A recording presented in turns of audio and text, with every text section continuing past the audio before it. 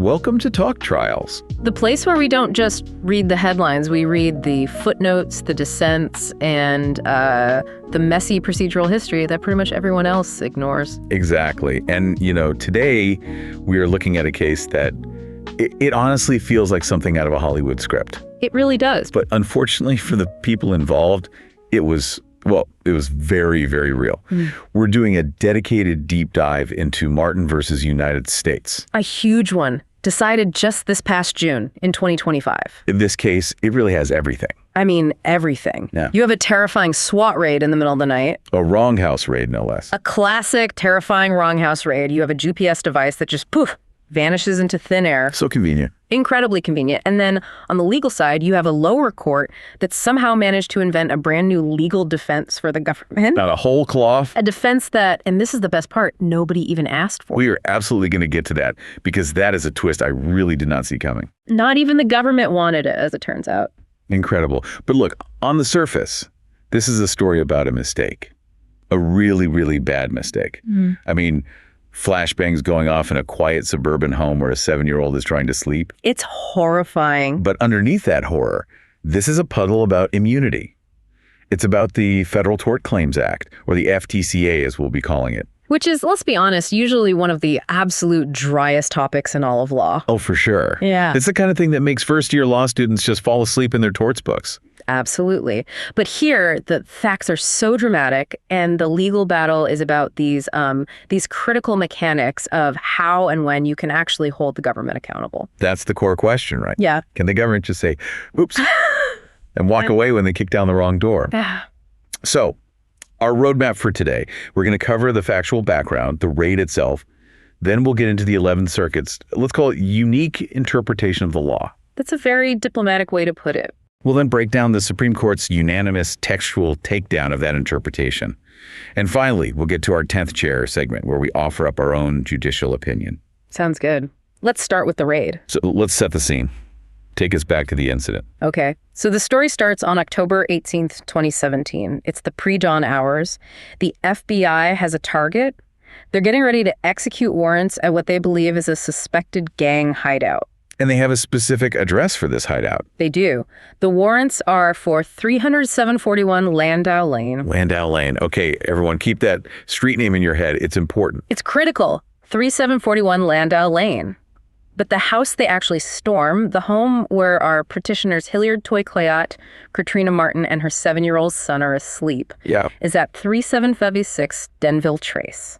Landau Lane versus Denville Trace. Yeah. I mean, those don't sound alike. They don't look alike on a map. They're not even spelled similarly. They are not. And yet, in the dark, a 6-member FBI SWAT team breaches the front door of the home on Denville Trace. And when you say breaches, we're not talking about a knock on the door. No, not at all. They detonate a flashbang grenade inside the house. I want to pause on that for a second because I think people hear flashbang and they think of like a movie sound effect, a loud pop. Right. But that's not what it is.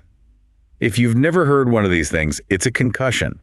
It's an explosion designed to disorient and terrify. It's literally meant to overload your senses. We're talking about 170 decibels of sound. Louder than a jet engine taking off next to your head. And it produces this incredibly brilliant flash of light. The entire purpose is to make it impossible for anyone inside to react, to think, to defend themselves. And it worked.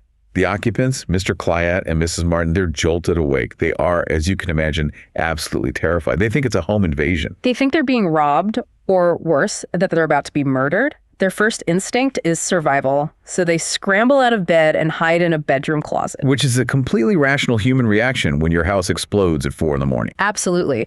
But the SWAT team follows them. They find them in the closet. They drag Mr. Clayat out, throw him to the floor, and handcuff him. And Miss Martin. What happens to her? It's just horrifying. She's half naked. She's fallen down inside the closet in the chaos, and she looks up to see she's being held at gunpoint. Imagine that level of confusion and terror. You're asleep 1 second, and the next you're on the ground, deafened, with a rifle in your face. And at what point do the Keystone cops here figure out, hey, I don't think we're in Kansas anymore? Well, it wasn't because of the giant street sign they drove past that said Denville Trace. No. And it wasn't because of the house numbers 3756 right on the front of the house or the mailbox. So what was it? It was a piece of mail. An officer finally notices a piece of mail on a table or a counter, and he actually reads the address on it. And he goes, oh, whoops, wrong house. Essentially, yes. It's this quiet, mundane realization in the middle of all this chaos. They realize they are in the wrong home. But the damage is done at that point. I mean, the psychological damage is immense. The door is broken. The flashbang has gone off. The trauma is already there. The psychological scars are already formed, the physical injuries, the property damage. It's all happened. No, naturally, the family sues. They sue the United States. But before we get to the legal labyrinth of that lawsuit, I need to know how. How did a team of highly trained federal agents end up at a house on a completely different street? This is where the story pivots to the central figure of the error, Special Agent Guerra. He was the team leader. And the negligence here is, well, it's startling. Okay, lay it out for me.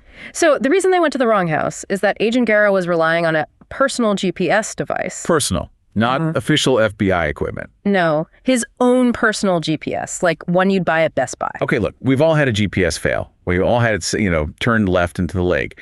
But you usually check the street sign before you drive into the lake. You would hope so, especially if you're about to detonate an explosive device. But here's the detail that really sticks out to me, and it becomes really important later when we discuss negligence and, frankly, credibility. What's that? Agent Guerra threw the GPS device away shortly after the raid. He threw it away. You mean like in the trash? Discarded it. Gone. So the data couldn't be verified. We can't go back and see the route it planned. We can't check the address he typed in. It's just gone. That seems incredibly suspect. It does. And you have to remember, it wasn't just the GPS. This wasn't a single point of failure. The team ignored multiple visual cues. Right. You mentioned the street sign. They ignored the street sign for Denville Trace. They ignored the house number, which was clearly visible on the mailbox. And there was another thing. That car in the driveway, right. Correct. During their surveillance of the actual target house on Landau Lane, they had noted specific vehicles that were supposed to be there.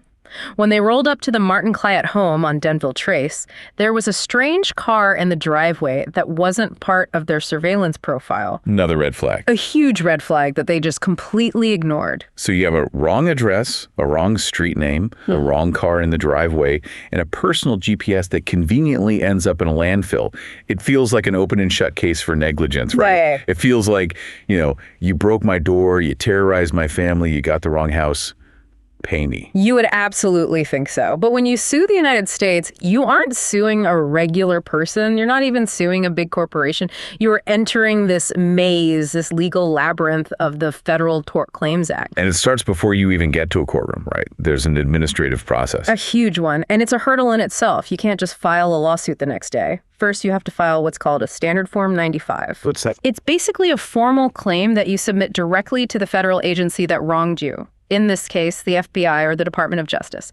You have to lay out in writing, here's what happened, here are my injuries, here's the sum certain, the specific amount of money you want. Which feels like insult to injury. Hello, FBI. Please review the fact that your agents blew up my living room and traumatized my child. Here's my paperwork. It's incredibly frustrating for victims. And then you have to wait. The agency has 6 months to respond. They can accept your claim, they can offer a settlement, or, and this is what usually happens, they can deny it. And you have to go through that whole process. You have to exhaust your administrative remedies, as they say. You have to. Only after the agency denies your claim, or if they just ignore you for 6 months, only then can you finally go to federal court. That's when the real wall goes up. That's when the real wall goes up. Because once you're in court, the government stops whatever apologizing they might have been doing, and they start arguing sovereign immunity. Okay, let's break this down. Because sovereign immunity is the big, imposing concept hanging over this entire case. It basically means the king can do no wrong, right? That's the ancient root of it, yeah. It comes from English common law. The idea was you couldn't sue the king in the king's own courts unless the king gave you permission. Because the king is the law, effectively. He can't be subject to it. Exactly. And in the United States, we inherited that principle. The federal government is the sovereign.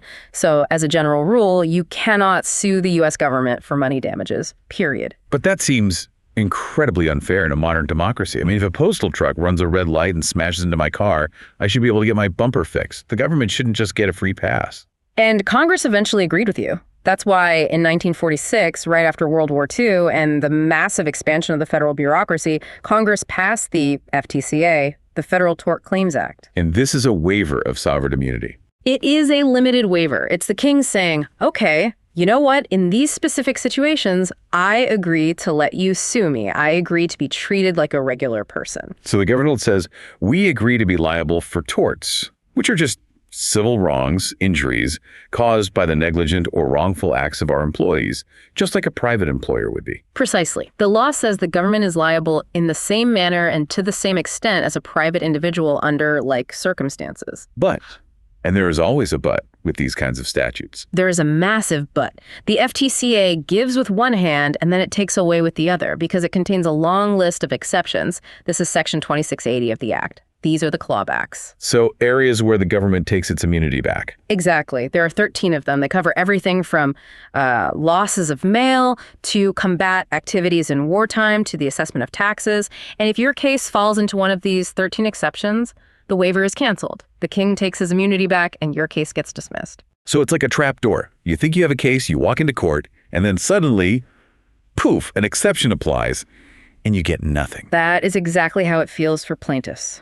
It is a minefield. And in the Martin case, two of these specific exceptions are at war with each other. This is the heart of the legal fight. Okay, lay them on me. What are the two big ones here? First, you have Section 2680.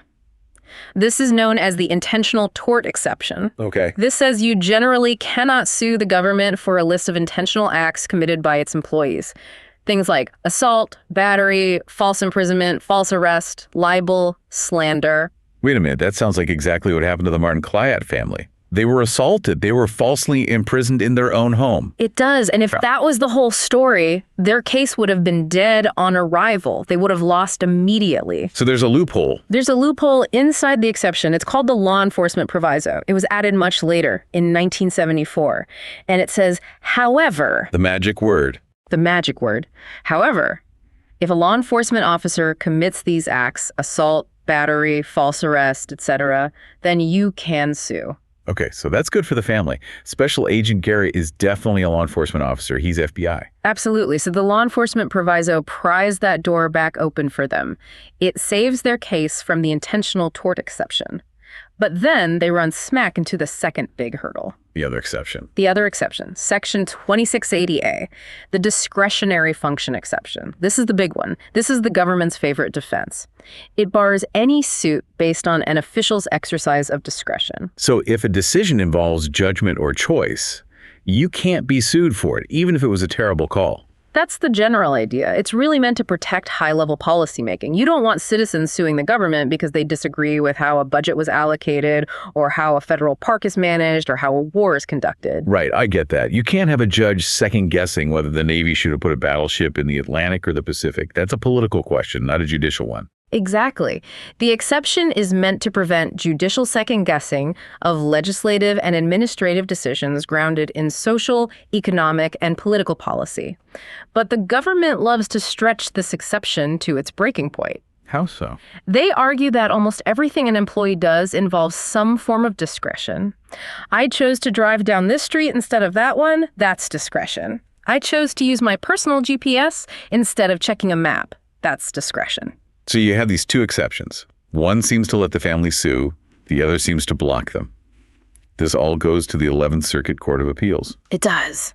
And they do something weird. They have this interpretation of these exceptions that no other court in the country uses. It is truly an outlier approach. It's this strange two-step anomaly. So first they look at that law enforcement proviso, the one that allows suits for assault and battery by cops. Right. And they say this proviso is not just a regular proviso, it's a super proviso. A super proviso. Is that a real legal term? It's not, but it's the best way to describe their thinking.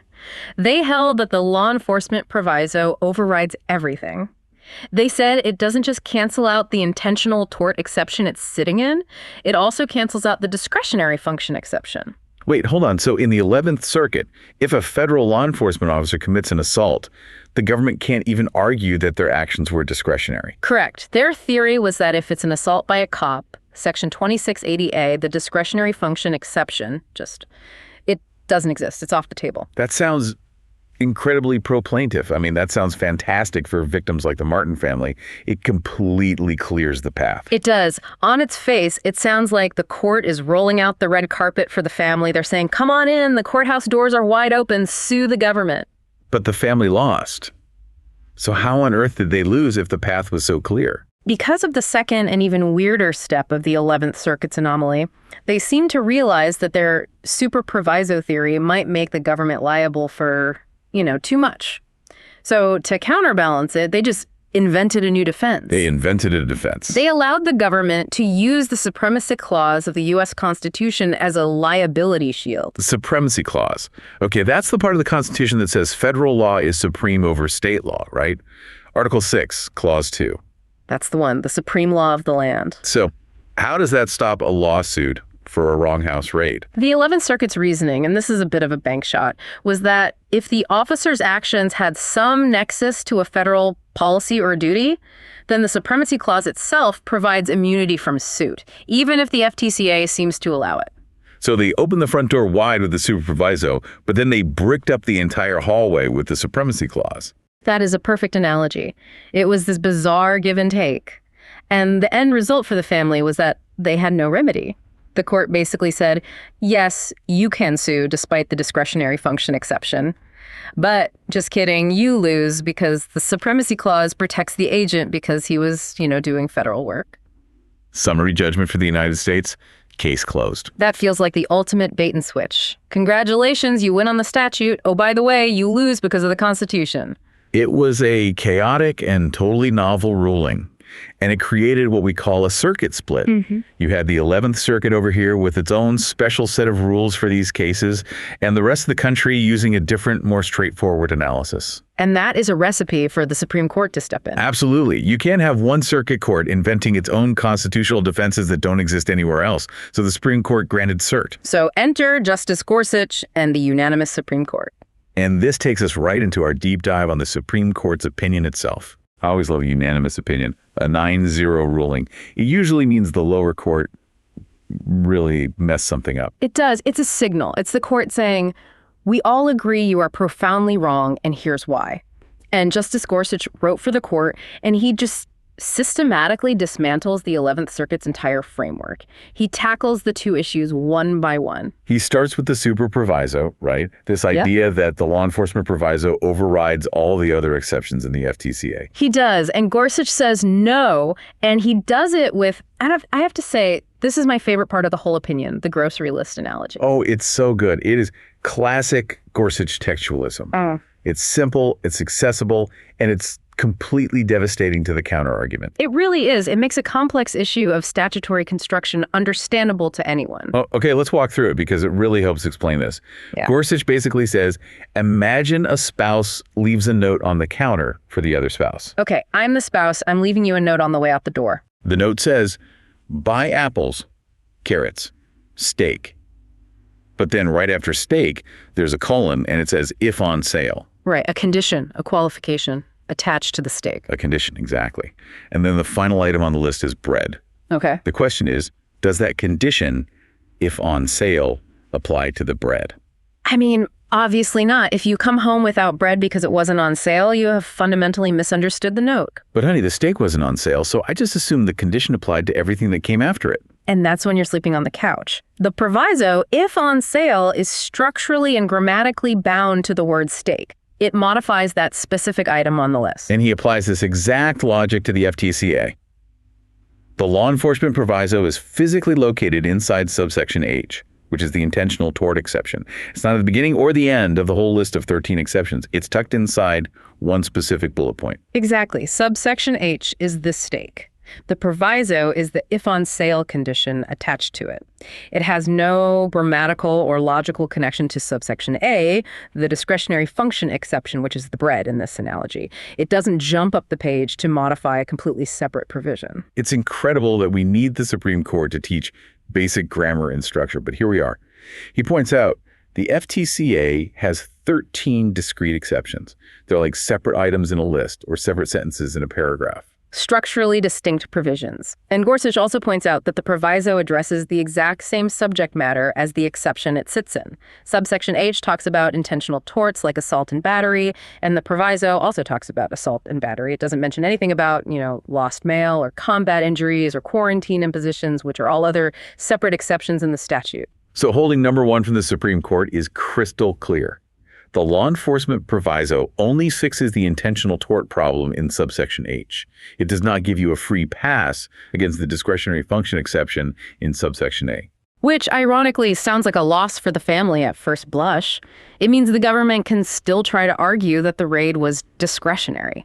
It completely kills the 11th Circuit's super proviso theory that gave them that clear path. Right. They lost their get-out-of-discretion free card. Yeah. But I think what the family really wants here is to win on the merits, not just on some weird technicality that only exists in 3 states. They need to clear away the 11th Circuit's strange rules so they can have a fair fight on normal legal ground. Exactly. This ruling gets them back to that normal legal ground that exists in the rest of the country. But the plaintiffs' lawyers, they did try to argue that Congress wanted them to be able to sue. They brought up legislative history. They pointed to the Senate reports from 1974 and said, hey, look what Congress's intent was. They did. And historically, they have a very strong point. They argued that the entire purpose of adding the proviso in 1974 was to ensure there were remedies for exactly this kind of wrong house raid. And frankly, they're right. The proviso was passed in direct response to a series of notorious mistaken drug raids. We'll talk more about those in a bit. But Justice Gorsuch, being a committed textualist, isn't particularly interested in the vibe of the Senate in 1974. No, he shuts that argument down fast. He has that classic line, legislative history is not the law. He says the text of the statute is clear. You can't use committee reports or floor speeches to overwrite the plain grammar of the law that was actually passed. If the text says one thing, it doesn't matter if a senator said another thing 50 years ago. The text controls. Okay, so the super proviso is dead. The grammar lesson is over. Now we get to the really juicy part of the opinion. The Supremacy Clause defense. The defense the 11th Circuit just made up. And here is where things get really fascinating, because in the Supreme Court, the United States Solicitor General, who is the top lawyer for the government, stood up and conceded the point. Wait, the government? The government conceded. They gave up. They did. They essentially said, actually, you know what? We don't have this defense. The 11th Circuit was wrong to give it to us. The government's own lawyer stood in front of the 9 justices of the Supreme Court and said, the lower court handed us a win, but they were wrong to do it, and we don't want it. Yes. They agreed with the petitioners on this issue. They said the 11th Circuit was wrong to invent this defense out of the Supremacy Clause. It got so weird that the Supreme Court actually had to appoint an amicus curiae, a friend of the court, to argue in favor of the 11th Circuit's ruling because nobody else, not even the party who won, would defend it. That has to be unbelievably embarrassing for the 11th Circuit. When the beneficiary of your ruling says, no thanks, that's bad law, you know you've messed up badly. It is a major rebuke. So break it down for us. Why is this Supremacy Clause defense such legal garbage? Well, it comes down to a fundamental misunderstanding of what the FTCA actually is and what the Supremacy Clause does. Remember, the FTCA is a federal law where the federal government agrees to be treated like a private individual under state tort law. So in this case, the standard of care would be based on Georgia tort law. Correct. The federal law, the FTCA, explicitly incorporates state law. It says, apply the law of the place where the act occurred. Now, the Supremacy Clause is there to resolve conflicts between federal and state law. But if the federal law itself says, go ahead and apply the state law, where's the conflict? There is no conflict. Yeah. The federal government is agreeing to the state law. There is no conflict to resolve. It's like the government saying, I voluntarily agree to play by the House rules, and then trying to argue, but I'm the government, so the House rules can't apply to me because I'm supreme. It's completely circular and nonsensical. Congress waived immunity and said, use state law. The courts can't then turn around and use the Constitution to block the application of that very same state law. But the 11th Circuit didn't just pull this out of a hat. They tried to justify it by relying on a very old, very dramatic Supreme Court case. A case called In re Neagle from 1890. Oh, In re Neagle. This is one of the most famous and, frankly, exciting cases in constitutional law, but usually for a totally different reason. I looked this up and you're right. This is straight out of the Wild West. It really is. It involves a Supreme Court Justice, Stephen Field. Justice Field. A man with a beard you could hide a small animal in. A very commanding 19th century look, yes. And at the time, he was riding circuit in California. You have to remember, back then, Supreme Court justices had to literally travel around the country on horseback and trains to hear cases in the lower federal courts. Which was, I imagine, a pretty dangerous job. Extremely dangerous, especially for Justice Field. He had made a powerful enemy, a woman named Sarah Althea Hill and her new husband, a man named David Terry. And David Terry wasn't just some random disgruntled litigant. No, not at all. David Terry was the former Chief Justice of the California Supreme Court, and he was a notoriously violent man. He had previously killed a sitting United States senator in a duel. You cannot make this stuff up. A former state chief justice who killed a U.S. senator in a duel is now threatening a U.S. Supreme Court justice. History is so much wilder than fiction. Terry blamed Justice Field for a ruling that cost him and his wife a fortune in a messy inheritance case. He vowed revenge. He publicly threatened to kill Field. So the U.S. Attorney General gets nervous. He doesn't want a Supreme Court justice getting assassinated on his watch. Exactly. The threats are credible. So he assigns a U.S. Marshal named David Neagle to act as Justice Field's bodyguard. The Secret Service of the 1890s. Pretty much. And the threat was very real. It all comes to a head in a train station dining room in Lathrop, California. Justice Field is sitting down to eat breakfast. David Terry and his wife walk in. Terry spots Field. He marches over to his table and strikes him twice in the face. And Neagle the bodyguard. Neagle jumps up. He identifies himself as a U.S. Marshal. Terry allegedly reaches into his coat. Everyone assumed he was going for the large Bowie knife he was known to carry. Neagle doesn't hesitate. He draws his pistol and shoots Terry twice. Terry dies right there on the dining room floor. An unbelievable scene. A massive national scandal. But here's the legal kicker. The state of California arrested Marshal Neagle. They charged him with murder under California state law. And the federal government and the Supreme Court stepped in. Yes. In the case of In re Neagle, the Supreme Court issued a writ of habeas corpus to get him out of state jail. They said, no.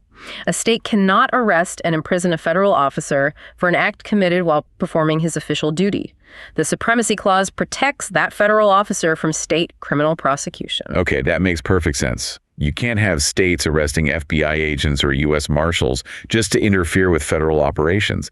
If California could prosecute Neagle for protecting a justice, then federal authority would mean nothing. Right. It's about the very survival and functioning of the federal government.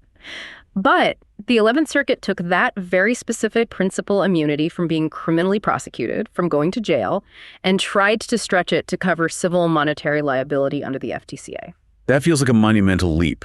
You can't go to jail for doing your job is a very different concept from the government doesn't have to pay for the door its agent mistakenly broke. Precisely. And Gorsuch points that out very clearly. The distinction is crucial. Neagle was about protecting the officer's personal liberty from state interference. The FTCA is about compensating a victim for damages out of the U.S. Treasury. And in the FTCA, Congress explicitly waived immunity for those damages. You can't use a case like Neagle to silently undo an express act of Congress. So the Supremacy Clause defense is tossed out. The super proviso theory is tossed out. The 11th Circuit's entire decision is vacated and the case is remanded. Meaning the Supreme Court wiped the slate clean and sent it back down to the lower court for a do-over. But, and this is a really big but, the case isn't over for the Martin Clyett family. Not by a long shot. No. Now the real fight begins. It goes back to the 11th Circuit. And now they have to answer the question they completely skipped the first time around. Does the discretionary function exception actually apply to Agent Guerra's series of mistakes? They can't hide behind the Supremacy Clause anymore. They can't use their weird super proviso logic. They have to actually look at the facts and decide, was relying on a personal GPS that you later throw away a discretionary policy choice? And this brings us to the next segment, the concurrence. Because Justice Sotomayor, joined by Justice Jackson, wrote a separate opinion. It's not the main holding, but it feels like a very pointed warning shot fired directly at the 11th Circuit judges. It absolutely does. Sotomayor can see the danger here. The court just ruled that the discretionary function exception can legally apply to these kinds of law enforcement cases. She's clearly worried that the lower court's just going to turn around and rubber stamp immunity again, but this time by saying every single thing a cop does is discretion. Right. She doesn't want the lower court to say, well, the agent chose to ignore the street sign, and a choice is discretion, therefore the government is immune. Case dismissed. She's trying to head that off. So she brings up the governing legal standard. It's called the Gobert standard from an older Supreme Court case. And this is the official test for what counts as discretion. Yes. It's a crucial two-step test. For the government to get immunity under the discretionary function exception, they have to prove two things. First, that the act involved an element of judgment or choice. Okay, that's pretty broad. Very broad, but the second step is the important one. The government also has to prove that the judgment in question is the kind of judgment that the exception was designed to shield. Meaning, was it based on considerations of public policy? Public policy, that's the key phrase. So it can't just be any choice. It has to be a choice grounded in social, economic, or political policy. It is. And Sotomayor uses a driving analogy that I think is incredibly helpful for anyone trying to wrap their head around this. Driving definitely involves discretion, right? I mean, I choose to turn left or turn right. I choose to drive 55 miles per hour or 60. I'm making dozens of choices every minute. Yes. You are constantly exercising judgment. But, as Sotomayor points out, if a federal employee is driving a government car and negligently crashes into you because they were texting or they ran a stop sign, that is not a policy decision. Right. There is no federal policy of crashing into civilians. Exactly. And there is no federal policy of distracted driving. That's just ordinary negligence.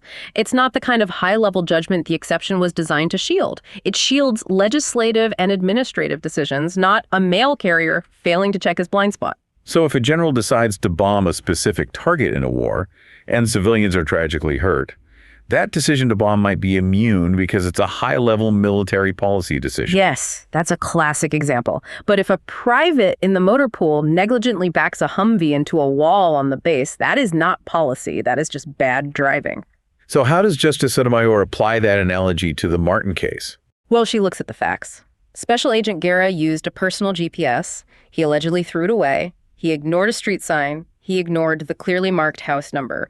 She is suggesting very strongly that this looks a lot more like negligent driving than it does high-level policymaking. It's operational negligence.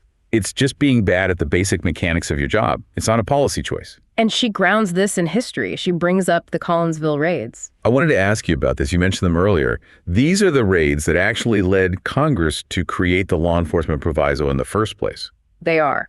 This takes us back to April of 1973, a town called Collinsville, Illinois. In the middle of the night, federal drug agents, acting on bad information, kicked in the doors of two completely innocent families, the Giglottos and the Askews. Both wrong houses on the same night. Both wrong houses, same night. At the Giglotto home, the agents smashed in the door. They held the couple at gunpoint. They shoved a pistol in Mr. Giglotto's mouth and terrorized his wife while they ransacked the house looking for drugs that weren't there. Then they realized their mistake and just left. And the Askew family. Same thing, different house. The agents kicked in their door. Mr. Askew, who was described as a straight arrow kid who had never even had a traffic ticket, was so terrified he actually fainted from the shock.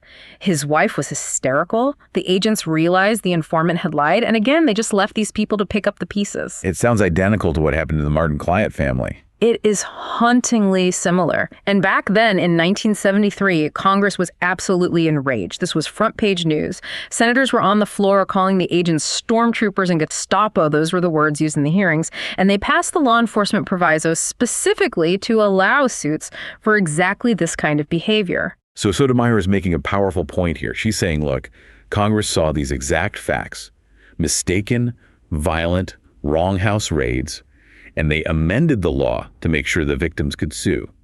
If we now interpret the discretionary function exception so broadly that it immunizes the very conduct Congress wanted to provide a remedy for, then we are effectively undoing what Congress did in 1974. She's basically sending a message to the 11th Circuit.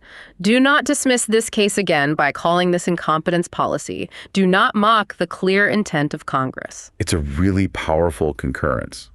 And it doesn't have the force of law, but it gives the plaintiff's lawyers a clear roadmap for the fight they have ahead of them on remand. It does. It frames the issue perfectly for the next stage. Is ignoring a street sign a protected policy choice, or is it just simple negligence? Which feels like the right question, doesn't it? Because if the government can just say, well, it was my discretion to not read the clearly marked street sign, then the FTCA becomes meaningless. That is the core tension of the whole statute.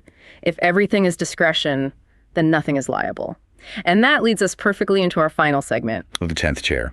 This is the part of the show where we step down from our commentator roles and we sit as the hypothetical 10th Justice on the Supreme Court. We've heard the arguments, we've read the opinion. How would talk trials rule? So, assuming we are sitting on the bench for Martin versus United States, the 11th Circuit has dismissed the case, the actual Supreme Court has vacated that dismissal and sent it back. What do we do? Well, I think we have to start by affirming the Supreme Court's reversal. We completely agree with the unanimous court on the two main issues. Textually, Gorsuch is 100% right. You cannot read the law enforcement proviso as super proviso. The grammar and the structure of the statute just don't support it. Agreed. The text is the text. You can't just rewrite a law from the bench because you think it would lead to a better outcome. And the Supremacy Clause defense is, frankly, a legal fiction that needed to be put out of its misery. So we agree on those points. We do. But as the 10th chair, I think we need to go a step further than the majority did. The majority basically punted. They sent it back to the lower court to figure it out. I think we need to give them the answer. I agree with that completely. Leaving it open just invites more years of litigation and uncertainty. I think we should issue specific guidance or even a direct holding on the application of the discretionary function exception to these facts. So here's my proposed holding. Operational negligence is not a policy choice, period. Okay, let me play devil's advocate for just a second. If I'm the government's lawyer, I'm saying, wait a minute, justices. Police work is fluid, it's dangerous. Decisions have to happen in split seconds. If you let people sue for every little mistake, agents will become timid. They'll hesitate to act for fear of a lawsuit. And that is a legitimate concern. It's the reason we have the doctrine of qualified immunity, which protects individual officers from being sued personally in many cases. But Agent Garrett isn't being sued personally here. We're not trying to take his house or his pension. We are suing the United States of America. That is a critical distinction that often gets lost. The FTCA is about the government, the U.S. Treasury, paying for damages, not the individual officer. Exactly. And my argument, my reasoning, my ratio descendant is this. If I'm a general deciding where to deploy troops, that is a policy choice. Immunity should apply. If I'm the FBI director deciding to allocate resources to prioritize gang violence over, say, bank robbery, that is a policy choice. Immunity should apply. Yep. But if I'm a special agent standing on a suburban sidewalk, and I am too lazy or too careless to look at the giant numbers on the mailbox that are 3 feet away from my face, that is not policy. That is just a screw up. I completely agree. There is no social, economic, or political policy consideration being weighed when you fail to read a street sign. Right. What is the policy calculus there?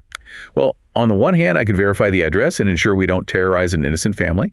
On the other hand, I can save 3 seconds. That's not a policy judgment. That's just carelessness. If we were to allow the discretionary function exception to cover these kinds of basic operational errors, like relying on an unverified personal GPS instead of official reliable equipment and then throwing that equipment away, we would be rendering the entire FTCA a nullity in these cases. A nullity, that's the perfect word.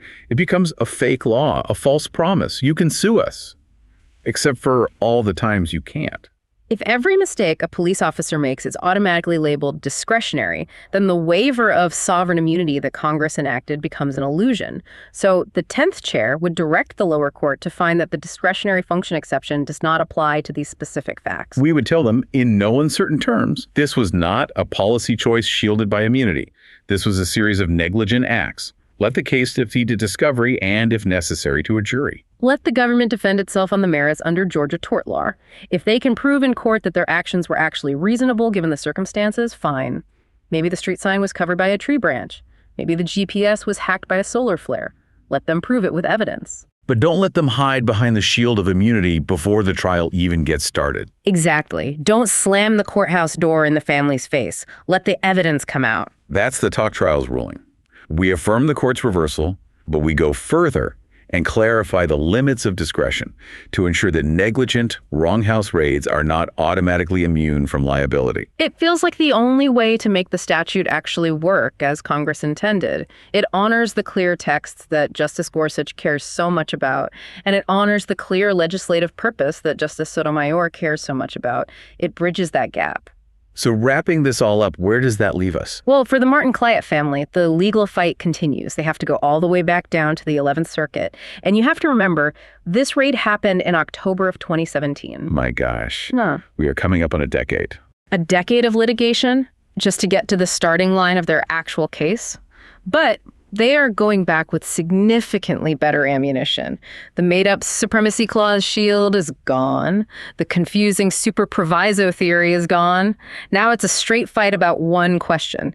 Is being this careless a discretionary function? And thanks to the Supreme Court's unanimous ruling, and maybe that little extra nudge from Justice Sotomayor's concurrence, they actually have a fighting chance. And it clarifies the law for everyone going forward. It sends a message to federal law enforcement agencies. You have immunity for your tough, high-level policy choices. You do not have immunity for throwing away your GPS and ignoring street signs. And I think that's a standard of accountability most of us can agree with.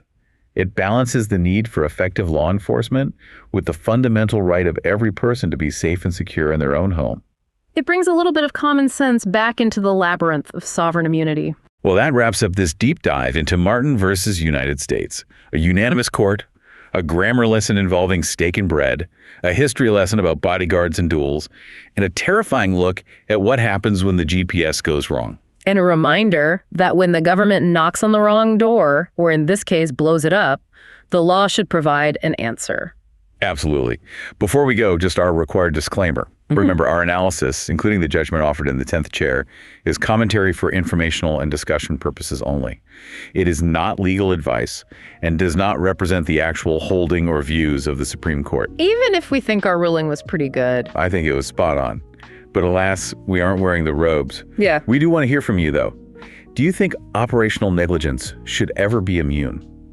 Where do you draw the line between a bad judgment call in the field and a protected policy decision? It's a very blurry line, but it's one worth discussing.